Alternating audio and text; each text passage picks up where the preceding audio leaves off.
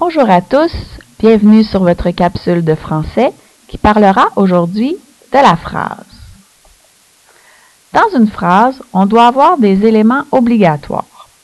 Par exemple, on doit avoir quelqu'un ou quelque chose. Notre phrase doit parler de quelqu'un ou de quelque chose.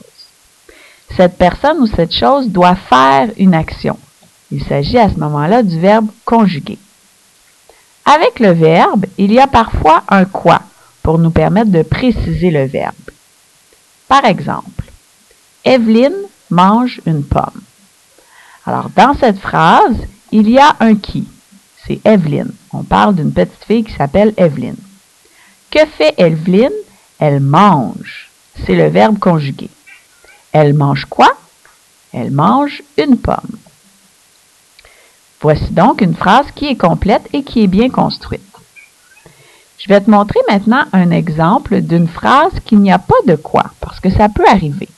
Par contre, les deux autres éléments sont tout à fait essentiels. Dans la phrase « Charles se promène », nous avons un « qui ». Il s'agit de Charles. Nous avons également un verbe conjugué. Qu'est-ce qu'il fait? Il se promène. Par contre, on ne pourrait pas mettre de quoi. On ne pourrait pas dire « Charles se promène quoi ». Donc, ça ne fonctionne pas. Il y a des fois où il n'y a pas de quoi dans notre phrase. Pour améliorer une phrase, pour la rendre encore plus belle ou plus complète, nous devrons mettre des compléments. Il existe 5 sortes de compléments. Le quand, le où, le comment, le quoi, qu'on peut utiliser avec ou pour, le qui, qu'on peut utiliser avec ou pour également. Je te donne un exemple. Tantôt, nous avions « Evelyne mange une pomme » qui était notre phrase de base. Alors, on pourrait, pour améliorer cette phrase-là, lui ajouter un complément au début. On pourrait dire « Pourquoi Evelyne mange une pomme? » Pour la collation. Alors, la phrase deviendrait « Pour la collation, Evelyne mange une pomme. » C'est une phrase qui est beaucoup plus complète.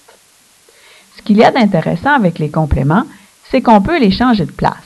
On peut les placer au début, à la fin, parfois même au centre de la phrase. Alors, si nous voulions mettre un autre complément, nous pourrions utiliser cette fois-ci le quand. Evelyne mange une pomme, je vais enlever mon point, le soir avant d'aller dormir. Ce serait à ce moment-là ma nouvelle phrase qui serait beaucoup plus complète avec le complément quand. Pour notre phrase que nous avions au départ, qui n'avait pas de quoi, Charles se promène, on peut également l'améliorer en ajoutant des compléments. Par exemple, on pourrait dire « Avec qui Charles se promène? » Avec sa sœur, Charles se promène. On pourrait également mettre un complément à la fin. À ce moment-là, on enlèverait notre point. Et on pourrait dire « Charles se promène lentement ». Ce serait le complément « comment ». Comment Charles se promène-t-il? Il se promène lentement. On pourrait aussi, dans une phrase, mettre 2 compléments.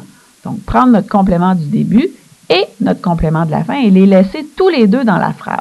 Ça donnerait une phrase encore plus complète. Avec sa sœur, Charles se promène lentement. Donc, c'est plein de choses qu'on peut faire avec les compléments à chaque fois qu'on bâtit une phrase. Voici ce qui met fin à la capsule d'aujourd'hui.